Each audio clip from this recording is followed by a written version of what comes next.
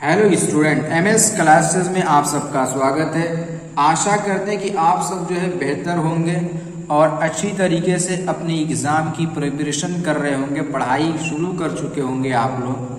आज जो है हम लोग जो है कक्षा 10 का केमिस्ट्री वाला पार्ट जो है दूसरा जो अध्याय है आम्ल क्षारक तथा लवण, इस पर जो है हम लोग चर्चा करेंगे।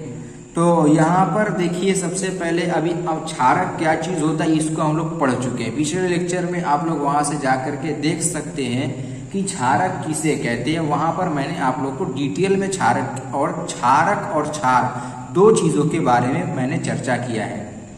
आज हम लोग पढ़ने वाले कि क्षारक के प्रकार, यानी कितने प्रकार के क्षारक होंगे, कौन कौन होगा। तो यहाँ पर क्षारक दो प्रकार के होते हैं। कौन कौन होता है? एक प्रबल क्षारक होता है, एक दुर्बल क्षारक होता है।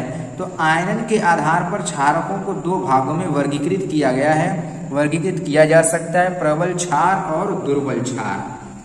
सबसे पहले बात करें कि प्रबल क्षार क्या होता है। तो यहाँ पर देखिए, हमारा प्रबल क्षार किसे कहते हैं, यहाँ पर लिखा है वे क्षारक जो जल में पूर्णतया वियोजित या आयनित होकर हाइड्रोक्साइड आयन यानी OH, हाइड्रोक्साइड कहीं कहीं लिखा रहता है, कहीं कहीं पर हाइड्रोक्सिल आयन लिखा रहता है, दोनों एक ही चीज है। तो जहां पर ये पूर्ण रूप से मिश्रित होते हैं, पूर्ण रूप से घुल जाते हैं, प्रबल क्षारक कहलाते हैं। वियोजित या आयनित, यानी अगर आयनित हो रहा है तो पूरी तरीके से आयनित हो जाए, वियोजित हो रहा है तो पूरी तरीके से वियोजित हो जाए, तो उसको हम लोग कहेंगे कि प्रबल क्षार है। जैसे कुछ क्षार ऐसे होते हैं जो पूर्ण रूप से जो है वियोजित हो जाते हैं। जैसे बात करें KOH की, किसकी? KOH, पोटेशियम हाइड्रोक्साइड की। इसी तरीके से बात करें अगर NaOH की, ये भी जो है पूरी तरीके से मिश्रित हो जाते हैं। इस तरीके से बात करें कि बेरियम हाइड्रोक्साइड की, BaOH ट्वाइस। इस तरीके से बहुत तरीके से ऐसे आप उदाहरण ले सकते हैं जो प्रबल क्षार के अंदर आते हैं, जो जल के अंदर पूर्ण रूप से वियोजित हो जाते हैं या पूर्ण रूप से आयनित हो जाते हैं। ये था हमारा प्रबल क्षार।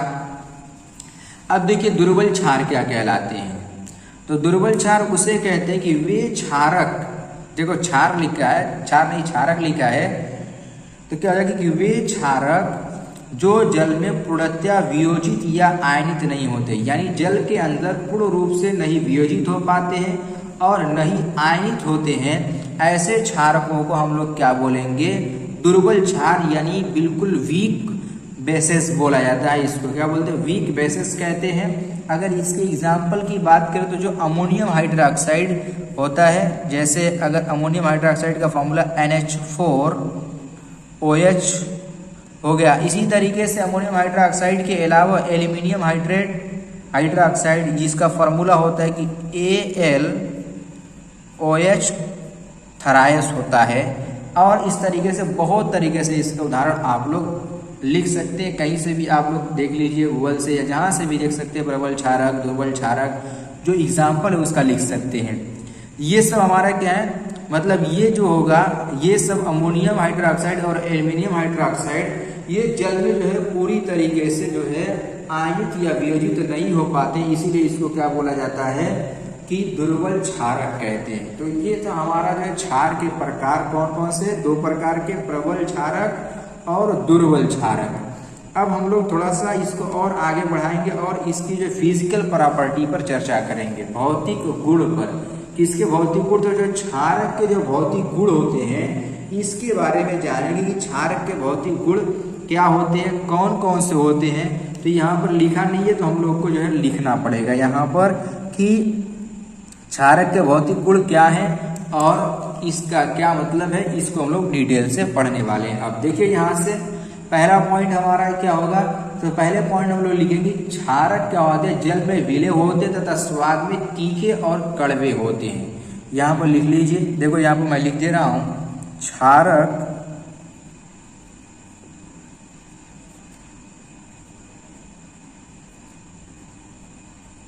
जल में विलेय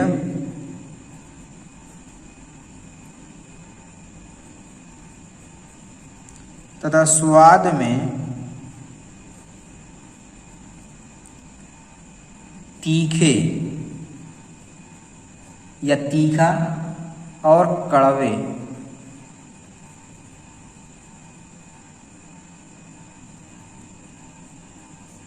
और कड़वे होते हैं। इस तरीके से पहला पॉइंट जो है क्षारक हमारा जल में विलय होगा, स्वाद में हमारा तीखा होता है, स्वाद में जो है कड़वा भी होता है। इस तरीके से हमारा पहला पॉइंट। अब बात करिएगा दूसरे पॉइंट, क्षारक क्या होता है। आप लोग सिंपल में इसको मैं पहले बता चुका दूसरे पॉइंट को। क्षारक क्या होता है कि जो है लाल लिटमस पेपर को नीला कर देता है। तो यहाँ हम लिख देंगे क्षारक लाल लिटमस पेपर को नीला कर देता है।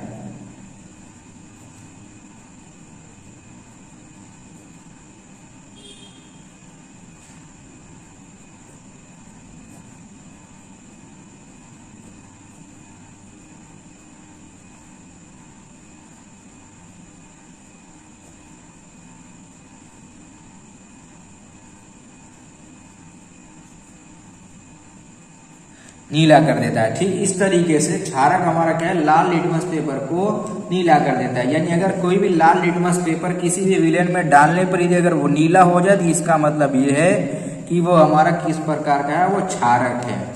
और एक और बता दें कि क्षारक स्पर्श करने पर कैसा प्रतीत होता है, साबुन के समान चिकने होते हैं। ठीक है ना। तो क्या होता है, क्षारक किस तरीके से होता है, क्षारक स्पर्श करने पर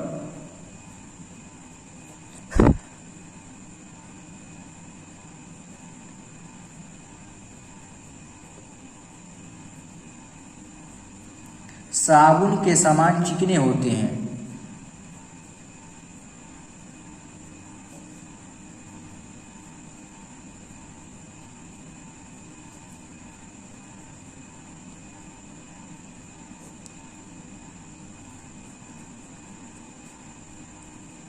ये हमारा तीसरा पॉइंट। यानी साबुन देखो किस तरीके से बिल्कुल एकदम स्मूथ और मुलायम होता है, चिकना होता है, वैसे ही हमारे क्षारक भी अगर हाथ से टच करेंगे तो बिल्कुल उसी तरीके से चिकने और स्मूथ मुलायम दिखाई देंगे। ठीक है ना। अब देखिए जो इसका चौथा पॉइंट है, एक और पॉइंट इसमें ले लेंगे। ये क्षारक जो है क्या होता है कि इसके अंदर भी संक्षारक की प्रकृति होती है। ठीक है ना। क्षारक के अंदर भी संक्षारक की प्रकृति होती है, या हम लिखेंगे क्षारकों की प्रवृत्ति संक्षारक होती है, अम्ल के समान। देखो अम्ल में भी लिखे थे,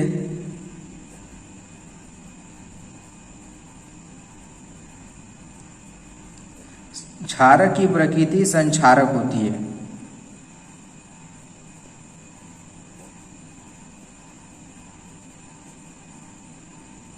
ये चीज, लेकिन एक चीज है इसके अंदर कि इसकी जो प्रवृत्ति होती है प्रबल अम्ल की तुलना में कम होती है। ठीक है ना।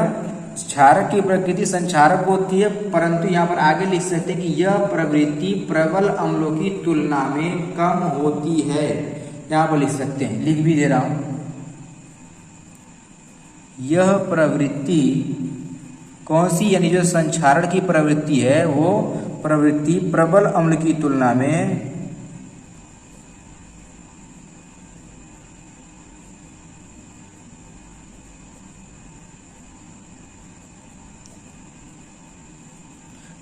हमारा क्या होती है, कम होती है।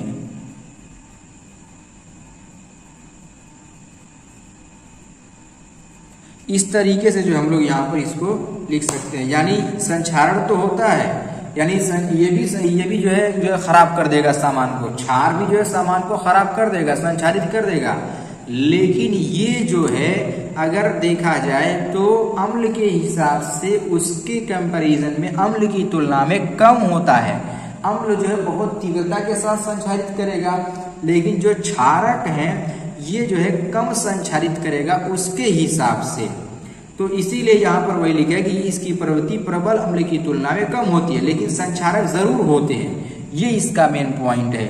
उम्मीद करता हूँ कि ये जो है क्षारक के जो भौतिक गुण और जो क्षारक के प्रकार हैं ये भी जो है आप लोगों को क्लियर हो गया होगा। यदि अगर इसमें अभी कहीं डाउट है तो आप लोग जो है कमेंट करके ज़रूर बताइए। यदि अगर जो है एक बार अगर आप लोग वीडियो को दोबारा से देख लेंगे तो उम्मीद करता हूँ कि आपका सारा डाउट वैसे ही क्लियर हो जाएगा। तो चलिए जो है बचे हुए जो पार्ट है उसको हम लोग नेक्स्ट लेक्चर में जो है उस पर चर्चा करेंगे।